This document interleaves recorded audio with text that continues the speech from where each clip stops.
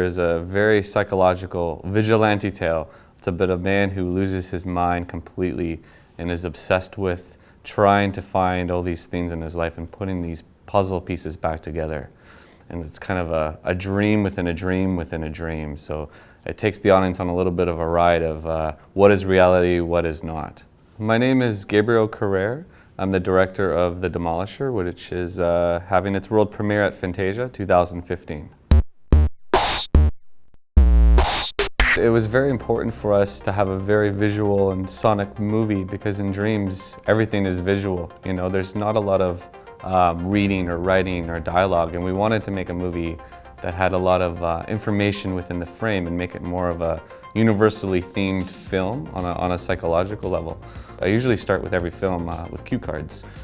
Every film starts with that, and I put the cue cards up on a wall, and then I sit back and I listen to the music that I really like, and you kind of try to visualize the film and where it's going to go and where the arcs are going to be and whatnot. And then after that, we make a script. But it all starts with the visual form first, with the story, and then just really encompassing sound in it too. So it definitely is a very sonic visual film, and that's kind of where the inspiration came from to how this movie came to be. Once we have the visual basis down, then we start working on the script. Like, we did have a script on set. It was only 48 pages. It wasn't elaborate because, you know, there's barely any dialogue. Ryan, like I'm big on getting the actors to take their character, give them the basis, and then they go off on their own. You know, just go off on your own and figure it out themselves, and then we can talk, and then we get everyone together. But it was very, visually it was just Ryan would come and Tiana and Jessica, and they would just bring whatever they had on set, and a lot of it even too was improv. I think that's important in film to have that, you know. The same thing, if you keep rehearsing something, it gets worse and worse and worse, I feel. Then it's just too mechanical.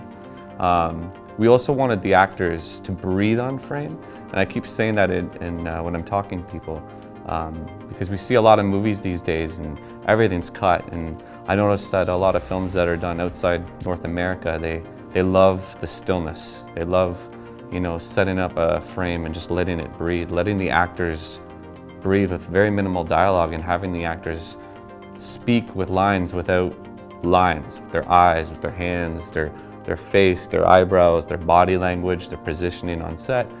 So with this film, visually we wanted to let the actors do what they wanted to do on the camera. If they were doing improv on set, it's to say very little and not to blink.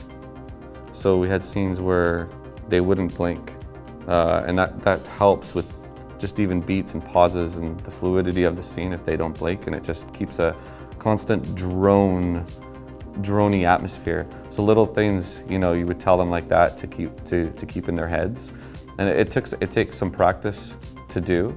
But once we do that in rehearsals, we had lots of rehearsals actually, just blocking and organically, you know, and that's kind of the stuff that came out of the rehearsals. So when they came to set, they didn't have to think, okay, don't blink, don't blink. It was, they kind of already were there, you know.